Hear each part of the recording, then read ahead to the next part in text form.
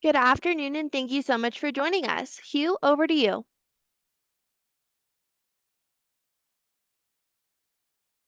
Thanks, Alyssa, and good afternoon, everyone. Welcome to our discussion on strengthening intergovernmental collaboration. I'm Hugh Murphy, Senior Vice President at Leadership Connect, and I'm excited to moderate this webinar on such a timely topic. Over the next hour or so, we'll touch on several different topics, including innovative approaches to fostering cooperation among government agencies, uh, strategies and effective collaboration, aligning policy goals for greater impact, and also sharing some successful case studies and examples, and provide practical tips for building strong cooperative relationships that enhance public service delivery as well as community outcomes.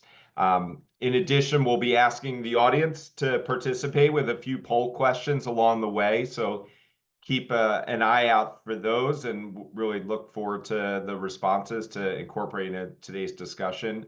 And now would love to take a minute to introduce our panelists today.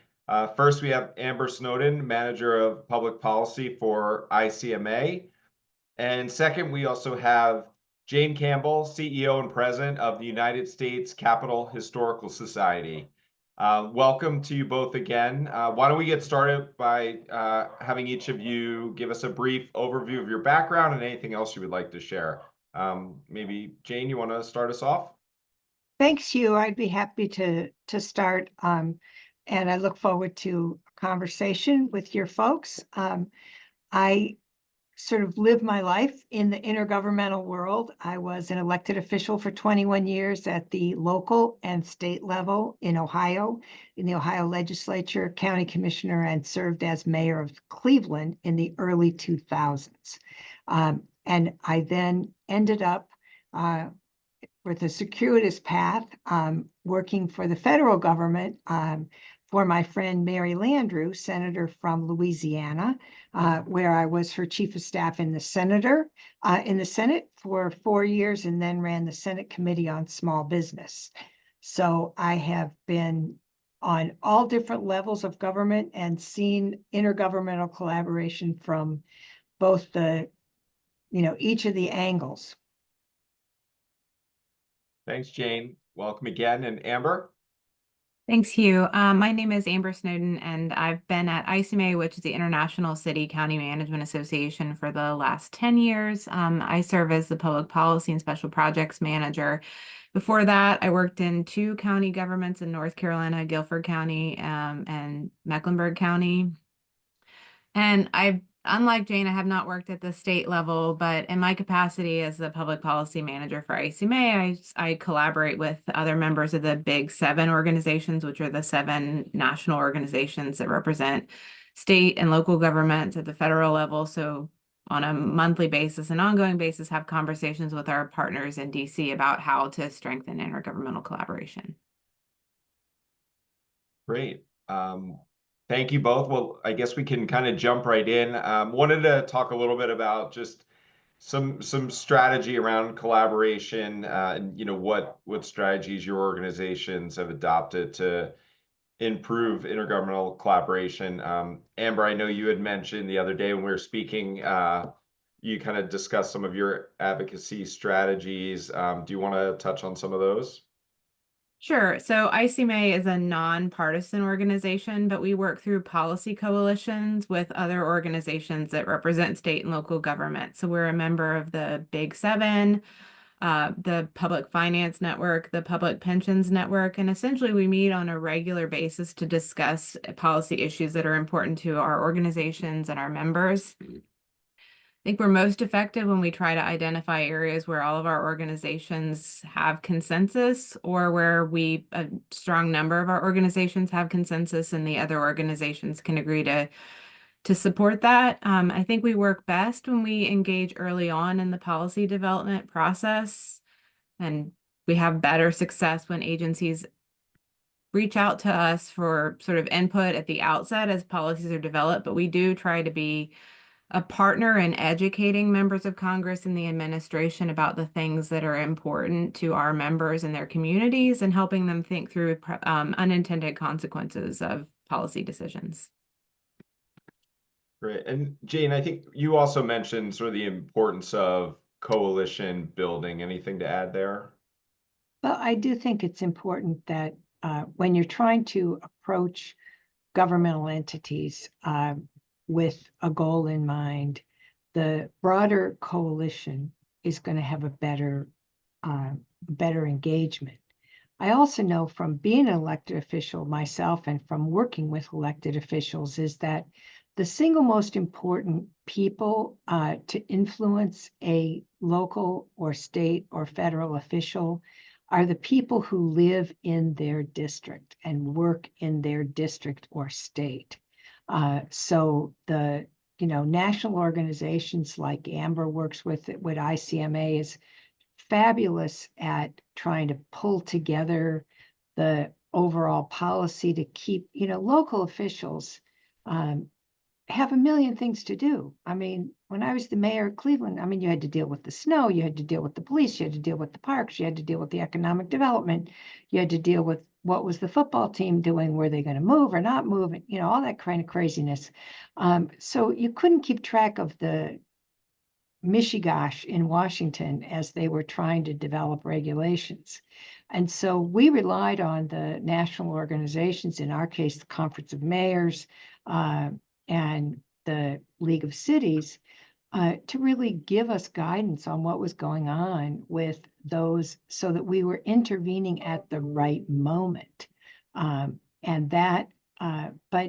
I'll also say that the intervention with a public official, if you only come to see them when there's a crisis and you need something, you're not going to be as effective as if you keep in touch over the course of time and try to understand what are their needs. I mean, every public official wants to have access to their constituency, their potential voters. And so if you are interested in maintaining a relationship, inviting them to come and make a speech, to come and participate in an event when there's not a crisis is really important. The other thing I will share with you, which is not a secret, but is a strategy, is that when you invite a public official to come and speak at one of your events, they have to learn about your organization in order to speak. And so they're going to learn like who you are, what you do, how many people you serve, because then they want to stand up and say, it's so nice to be here at the, blah, blah, blah, Child Advocacy Center because you have done, this amazing work on behalf of children with disabilities, or this work on behalf of economic development. And so you feed people what you want them to know. That's really very true. And I guess you also mentioned sort of timing to some extent. I was curious, either, both of you, Jane, you just mentioned how it's important to not just wait until you need something, but to engage early and consistently. As we are wrapping up this year, moving into a new administration, at least at the federal level, and certainly state and locally as well. With new folks coming in, what's the timing that you're starting to engage with those folks and trying to build a relationship with that incoming administration? Now. Yeah. I mean, now you reach out. We are reaching out and reminding them that we want to be a partner in what they want to do. I think that the whole theme of this webinar, right, is that I don't think that any level of government can do any things alone. There are very few issues that are strictly the purview of the federal government, strictly the purview of the state government, strictly the purview of local government. most issues are things that we have to tackle together, and that's the conversation that we're having right now, right? That local governments are a partner with state governments and with the federal government. We're also just attempting to sort of educate about what our local governments do. So new members of Congress were putting together sort of primers and briefing documents to help them understand the role of local government, at least from our perspective. I mean, that's the tack that we're taking now, but I think it's as soon as you know, who the new administration, who the new Congress is, that's the time to begin reaching out, educating, developing a relationship, because Jane is incredibly right? It needs to be a relationship. It needs to not just be you coming to them when you need something. They need to know you and know what your role is early on in the process. Well, and think about this, at the end of an election, you have, especially if it's been a widely contested election, there's a lot of visibility for the folks who are in the most contested elections. Mm. So, I'm from Ohio. We had a very contested United States Senate election. And so we now have a new senator who nobody really knows too much about him, except they know, sort of who supported him and some of the issues that he brought up in his television commercials. But they will know his name. And so what happens is that when people run into an issue with government, they contact the person whose name they can remember. And so, they sometimes call the mayor about veterans benefits, like, why am I not getting my veterans benefits? Why am I not getting my Medicare? And if the mayor's office can have a relationship with the federal offices to know who does that kind of casework, it really is going to strengthen that partnership, and vice versa. All of a sudden, in our case, Senator Bernie Moreno, this is his first time in public office. And, he's out there trying to build his relationships because he's a new face on the ground. And somebody is going to invariably say to him, I'm worried about crime in my community. And when I call the police, they don't come in a timely fashion. That is not what the United States Senate does. Mm-hmm. But if he says that's not what the United States Senate does, the constituent is going to say, well, he doesn't really care about me. Whereas if he says, I appreciate that, and this is something we need to work on, and I will talk to, so-and-so in the mayor of Dayton's office and try to connect them with you. And so if you can, whatever level of government you're at, think about providing to each other who are the contact people for the kind of things that constituents call about. And constituents call about real practical stuff. There's a pothole, there's the police aren't coming, I'm not getting my veterans benefits. What in the world is happening with these FAFSA? When am I going to know how to deal with student loans? And and then invariably you're going to get some, like, I remember the first time I ran for county commissioner, I went to one of these organizations. It was the Polish American Congress. I was running for county commissioner of Cleveland, right? First question they asked me is, do you support Poland becoming a member of NATO? This is not something that Cuyahoga County Commission has a big influence on, but it's something that mattered to that constituency. And so you think about the voters are not that sophisticated about who does what. And so it is really up to the governmental folks to be communicating one with another about how to, help people. No, that's great. Thank you, Jane. Thanks, Amber. I guess maybe we'll just continue on here because I know we started talking a little bit about the dynamic between federal government and state and local, and both of you, I think, in different ways in our previous calls, kind of touched on some of the other challenges that state and local government are tasked with as a result of federal laws or mandates, whether it's tax cuts or immigration issues or things like that.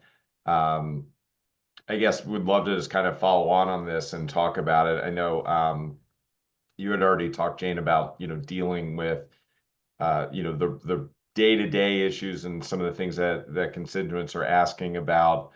And I think when we were speaking, there was the discussion around tax cuts and like how that affects local, how it kind of trickles down to the local level. Anything further to speak to on that, like how best to address those issues when, something's coming down from the federal government that is ultimately put on the state or local government shoulders? Right. Well, and the other thing, is that it's not just the government agencies that are involved. There's a whole group of sort of advocacy organizations, nonprofit organizations that engage with governments at multiple levels, who can do some interpretive work for folks, if you are, a educational entity. There may be a group that is working on the special needs of children with disabilities, and how do you try to advocate for your child who has special needs. And that is partly influenced by the federal government, partly influenced by the state government, partly influenced by the local school board. And just to provide some guidance to people about who does what.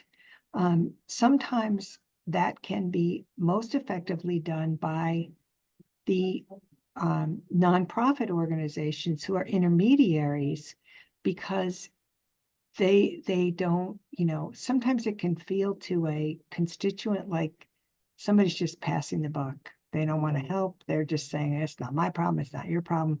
Whereas the nonprofit organization that doesn't have there's no benefit to them to saying one way or the other. They just try to provide guidance. And I think that is another layer of intergovernmental cooperation that it is worthy to take a look at, whether you're a governmental entity looking at, who are your nonprofit partners, or whether you're a, citizen trying to figure out how to navigate the system. And Amber, anything to add and that you'd like to kind of share around that topic?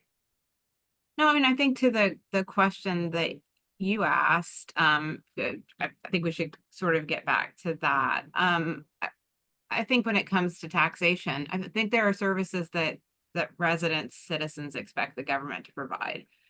And it isn't that if one layer of government takes itself out of that service delivery, that won't continue to happen, or funding. So I just would emphasize that things like education have historically been a partnership between federal, state, and local governments, right? And not just that issue, but if one of those partners sort of removes themselves from the equation, that won't eliminate the responsibility for providing those services to residents who still expect those services to be delivered. It will just shift those responsibilities. And I think that the conversation that we're having is just reminding our partners that that these services have historically been a partnership, and the importance of maintaining the roles of each partner. Amber, if you take the tax situation, I always use the example of, you talk about what in Ohio, when the Ohio state income tax was put in the 70s. Prior to that time, income tax had been pretty much exclusively used for local government, for municipalities. And when the state established the income tax, they made an agreement with the local governments that they were going to share a portion of the state income tax with local governments through the local government fund. And so a portion of the state income tax was set aside for that purpose. And that went on for many, many years. Well, in the mid 2000s, the governor of the state of Ohio was very concerned about lowering state taxes. And so the way they lowered state taxes was they eliminated the local government fund, which immediately had a deleterious effect on the budgets of every local government, every library, every, township, every city. And, as you say, the citizens they still expected the cities to respond to the police, fix the snow, fix the parks, deal with economic development. There was no no lessening of the responsibilities. They just lost a chunk of their money. And so in effect, what they did was shifted the tax burden from the state as a whole to the individual residents of the local communities. And in our state, as I think in many states, there are broad differences between the financial strength of each local communities. And so that shows you how you can, as you talk about unintended consequences, that it sounds great to say we lowered our state taxes, isn't that fabulous? But in fact, many municipalities had to increase their state, so the taxpayers didn't pay any less. They just paid it to a different level of government. Yeah, it shifts the tax burden to a different layer of government, and it also leads to inconsistency. Very much so. Well, great. I guess, Alyssa, would you mind? I think we have a poll question to queue up here for the audience.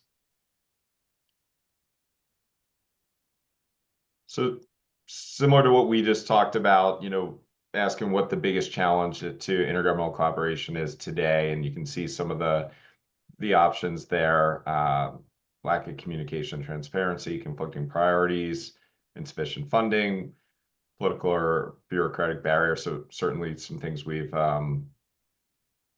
touched on already, but curious to see what our audience has to say about these topics.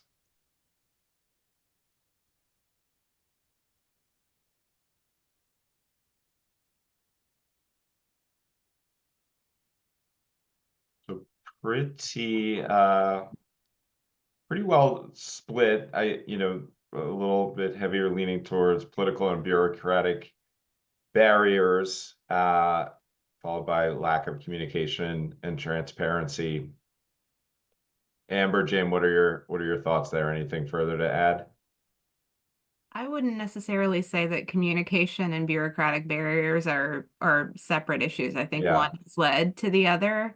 I think the most important part of collaboration is being willing to sit down and have conversations with one another. And I think that's when we govern best and collaborate best. So my hope is that in 2025, we, state, local, federal governments, nonprofits, the entire community is willing to sit down and engage in dialogue and think about policy solutions that best meet the needs of our residents. But yeah, I think that both of those are a problem. They're not insurmountable. We just need to start talking to one another better again.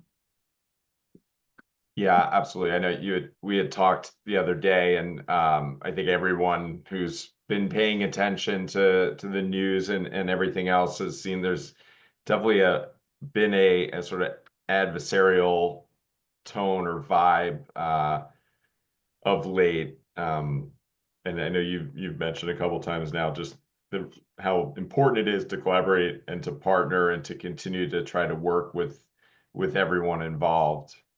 Jane, anything to add there, or anything further, Amber, on just if in a kind of a climate where maybe it does feel a little adversarial at times, are there any tricks or secrets to getting past that versus just, kind of sticking with it and trying to do what's best for your members or constituents or what have you? Well, I think Amber's right that communication is central. And again, I think that one of the things to look at is who are the nonprofit partners who can be trusted sources. Mhm. One of the things we do at the United States Capitol Historical Society is we provide public history. And so, sometimes people will say, oh my goodness, Congress has never been this divided. What are we to do? Woe is me. And we point out that there was a time where members of Congress fought, there was a caning on the floor of the Senate almost to the death of Senator Sumner, and that members brought knives and guns and threatened one another, and that was not the best decorum. And so we got through that.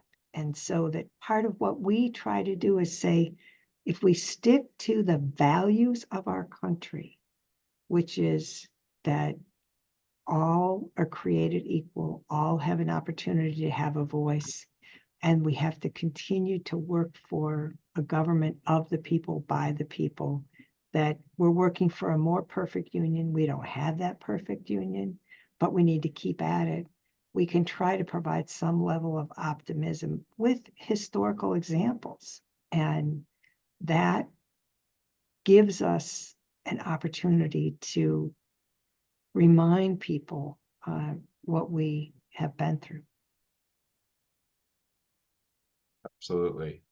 And I guess, do either of you have some other, maybe share some other maybe examples that you've each been part of where you've seen some successful intergovernmental collaboration that we can use as sort of a model going forward? The most recent one was the pandemic recovery. I think that state, local, and federal government I don't think we did a perfect job, but I think that we rose to the moment. We collaborated. We figured out how to address the problem, like vaccine distribution.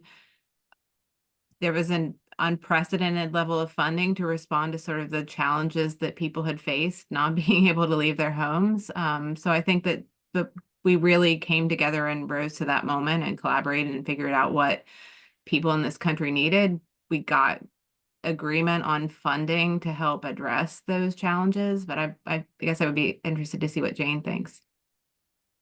I think that's a very good example of a time when people have come together. I think the bipartisan infrastructure bill that recently passed, which really provides opportunity for investment by the federal government, state government, and local government to deal with critical infrastructure projects.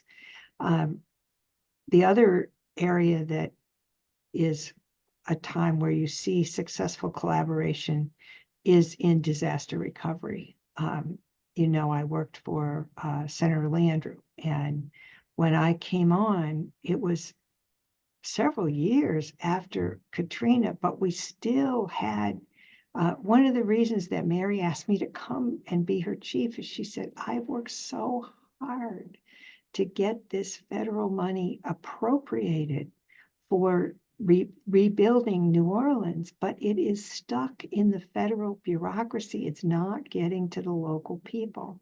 And if you can just navigate and help make that happen, and we were able to break a number of barriers with a very concerted effort under the Obama administration, which was very dedicated to wanting to get it done. And some of it was really practical things, like after a disaster, if the road is out and you're trying to rebuild the road and you have to do an environmental impact study of, is there, for example, one of the questions you have to look at is there archaeological, might there be remains of American Indian tribe or other such things? Well, that kind of an environmental challenge, if you have a road that you have to rebuild and a school that you have to rebuild that are in the same area, the Department of Education has a requirement and the Department of Transportation has a requirement for the same thing. And they each wanted to get the same study done for a ridiculous amount of money. And we were able to change the federal law to say that you could use, each other's. Now, that was it was practical, but it was because the federal government is so big and so siloed. Transportation was working on what they concerned, education was working on what they concerned, and the local government was like, we only have but so many people who could do these kind of things, and this is just crazy. And so we were able to make our case, and we set up a system that we then put in place for the Katrina rebuild. And when Hurricane Sandy came through New York, the New York offices were like, how did you get that done? And we had we had some experience and we shared it. And, so because federal government's very slow to change the law, you perhaps noticed this in life. And so they made a waiver for the Katrina rebuild, but they weren't willing to change the law forever. But once it was Sandy and the very same issues came up, some of the laws were actually changed for the long term. I think it's great that you brought up that example, Jane. We're actually, ICMA is actually working with a number of our communities in Florida, Georgia, North Carolina, and Tennessee who are navigating disaster recovery. And the reality is that there are a number of resources. It's wonderful that there are a number of resources that are available to help communities recover. But the challenging part is that there are an alphabet soup of agencies that you have to navigate. And so we are trying to assist our members, but how can we get state governments and federal government to understand how difficult it is for a community that's trying to rebuild roads and rebuild homes and community centers? They know that there are resources, but how can the federal and state government be a better partner in helping them sort of navigate that maze to help rebuild communities? I think it's a great example of both a challenge and an opportunity, right? There are plenty of resources. It's just how can we better partner to help our communities and residents navigate those that are available to them? Well, and again, Amber, I would say here's a moment where the nonprofit organization like yours can be particularly helpful. I was also involved with the International Economic Development Council, which is the economic development professionals who work at a variety of levels of government or public-private partnerships or whatever. And they actually have a volunteer corps for disaster recovery. And so they provide, a number of their members say, okay, we will go in and we have expertise in understanding the alphabet soup and go in and be hands-on for a local community that is like, just freaked out. Because you also think about when the disaster hits, it doesn't sort of selectively not destroy the homes of the government workers. I mean, it may, you may have a police officer, a firefighter, a, road worker who is called up to go respond to the disaster, and their own home is underwater or is falling apart, and they don't know if their own children are safe. And so you can't really, you have to anticipate that we are dealing with all of these public workers are human beings with families and lives. And so you have to be there, which is why you want to have some assistance of people who don't live in the community.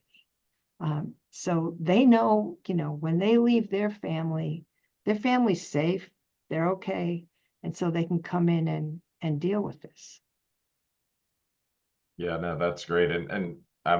I live in New Jersey, and so during Sandy, I kind of witnessed a lot of it firsthand. And I just remember being so not shocked, but just so impressed by, the different utility trucks driving through my neighborhood. Alabama Power, and I think Ohio actually was in New Jersey in my neighborhood, and so trying to fix all the downed wires and transformers and get power back on and all that. So that's a great example for sure, and one I can certainly relate to directly. Um, but I guess let's ask, the next poll question is very much related. Which areas would most benefit from enhanced intergovernmental collaboration? Many of the things we just talked about with emergency response and disaster preparedness, as well as, climate change, environmental initiatives, public health and safety, and technology and cybersecurity, which we didn't really touch on too much, but curious what our audience has to say.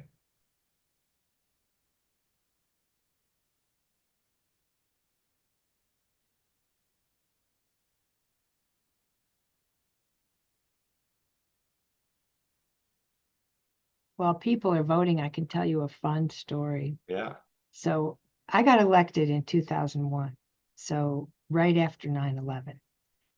So emergency response was front at top of mind, right?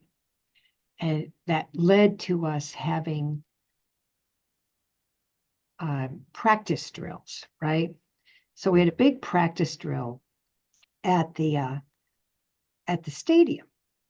And the imaginary thing that happened was that someone had come into the stadium for afternoon game with something that was potentially a bomb that would put out material that would be not blow things up, but would put toxic fumes into the air. Okay. So all the different folks came. Well, the police had been leading it. Police and fire safety had been leading it. So they were so proud of the fact that they had finally made their radios on the same frequency, which was a big issue during 9/11, that they weren't on the same frequency, so they couldn't communicate with one another. Radios were all on the same frequency. Hospitals were there, whatever. And I was playing the role of the mayor, right? Whatever. It was an afternoon game. And so I had to talk to the media, and so the, imaginary media. And then there were like people who were playing family. And I said, well, so what do we have in terms of a way for this is an afternoon game. People send their, 15-year-olds to an afternoon baseball game. And how are the families going to find their kids and find, if they're at the hospital? Well, nobody had thought about that. There had been no thought about how we would have a common, database of what happened to the people who were rushed.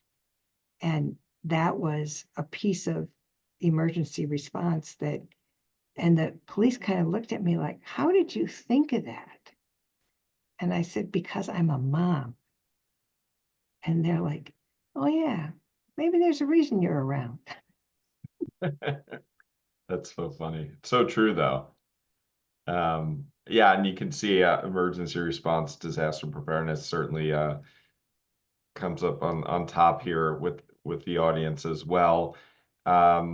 We didn't really touch on, is there anything, where now technology can kind of enhance the collaboration efforts between different government entities? I think it can both enhance and be a barrier. Um, I think that it's much easier for us all to collaborate, right? We're all on Zoom right now. We have no shortage of teams and ways to communicate. I think from the perspective of things like data sharing, it can also be a barrier, right? Like there is also often hesitancy to share data or different data systems don't talk to one another. And I think one of the ways that we can all better collaborate is sharing data and information, because we can make better data-driven decisions if we all share that information. That's a great point, Amber. Jane, anything to add? No, I agree with Amber. Yeah, absolutely. And then I know we talked a little bit about the importance of, nonprofit organizations and such, and perhaps even, and certainly even the private sector. How can government better engage with the private sector or other community stakeholders, to help with some of these intergovernmental issues or initiatives? Either You want Either to of you start can with jump that? in if you have any thoughts around that. Are there areas maybe where we're not, and maybe Amber, and maybe from your perspective, are there ways that government can kind of, or maybe federal government can come and kind of seek your guidance a little bit more in helping with some initiatives, or? Yeah, I mean, there are examples of when they've done that well and when they haven't. I think I alluded to it at the beginning, right? Part of that is our job, right? To reach out to agencies and to let them know that we're a resource and try to educate them. But yes, there are agencies that sort of in rule development and implementation reach out to partners like ICMA and similar organizations to sort of get their input and help them think through unintended consequences. And there are times when that doesn't happen and a final rule pops up and they see a barrage of public comments, right? So I think that if agencies who are trying to pass laws and regulations do a good job of public engagement at the outset, the outcome is that rules and regulations that better meet the needs of their constituents. And I think that you see far greater volumes of public comment and trying to have to revise rules when you don't do that. I think Jane would say the same thing at the local government, right? We had budget public hearings. Yeah, It's really always better to get important. feedback before you issue something, right? It helps you Right. not fall on your face. Right. Well, and it's sort of like, again, I say, use the network to get the input at the front end, whether that's nonprofit organizations or, if you're the mayor, you've got council members, and council members can be challenging, but they also really, we have ward council people in Cleveland, so they really know their neighborhood. They really know what people care about. And so it's worth having a conversation, even though sometimes, it's challenging.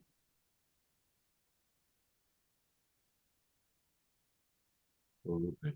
All right, I guess maybe Alyssa, do you want to queue up our third and final polling question on what do you see as the most effective way to strengthen intergovernmental collaboration? So I think we can talk a little bit after we see some of the results on just, kind of looking ahead and such, but be curious to see what we hear from the audience.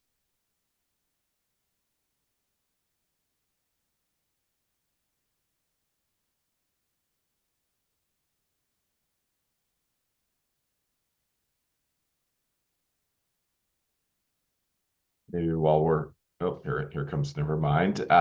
So, again, definitely skewed towards fostering regular dialogue through forums and task forces. So again, kind of going back to a previous question around communication, certainly kind of resonated here, followed by creating standard policies across government levels. I guess Amber and Jane, any either of you first, what do you see as some opportunities for the future in terms of improving these intergovernmental collaboration efforts? Well, here's my opinion, is that if the funding required intergovernmental participation, then people are going to pay more attention when there's money involved. And so it if you look at, if the federal government really wants to generate intergovernmental cooperation, then they should make sure that there is a requirement that there be, sign on and engagement with the local governments at the front end of a project. Because what happens is when when one level of government says, well, here, we're going to give you this, and here's the 67 rules that are required, and that those rules are so cumbersome and so expensive that, instead of the project costing $100, it costs $1,000, but you only get $100 to do it. You really are giving people false hope. So you should, the funding and the collaboration should be combined. That's a really good point. Amber? No, I mean, it's not only funding and collaboration combined, but think about the regulations that come along with the funding, Jane, because I would say a number of smaller communities were less able to access funds and ARPA and other federal stimulus because they just didn't have the capacity to comply with the requirements, and they sort of backed away from receiving those funds because it would have put them at more risk for being audited and having those funds rescinded after the fact. So yeah, I mean, I think that's my wish in the next 2 to 4 years, right? That we do a better job of looking at the regulations that we have in place, recognizing that they're there and to ensure that funds are spent responsibly, but sort of being willing to be flexible. Jane talked about Hurricane Katrina and the waivers that got put in place, thinking about how to increase flexibility in the way that you use funds, that different localities are different and some flexibility helps to be responsive to issues. But, I think I understand why regulations are in place. I do. But I just think that there needs to be more flexibility. Yeah, it's a fair point. Well, great. I think we have some time. I was gonna just ask again if anyone in the audience has any questions for the panelists. There's a QA button on Zoom here at the bottom. If you have any questions you'd like to ask and share through that link, we can certainly try to address any questions that still are outstanding.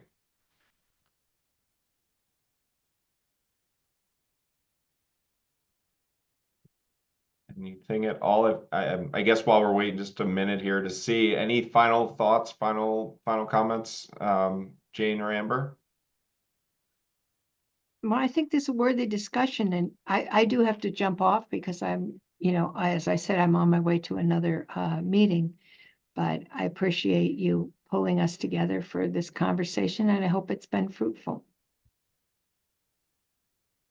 Great. Well, thank you very much, Jane. And Amber, thanks so much for joining as well. Thanks for everyone who joined. And I think it was a great discussion, and hope you all have a great afternoon, and we'll speak soon. Thanks, everyone. Have a great day.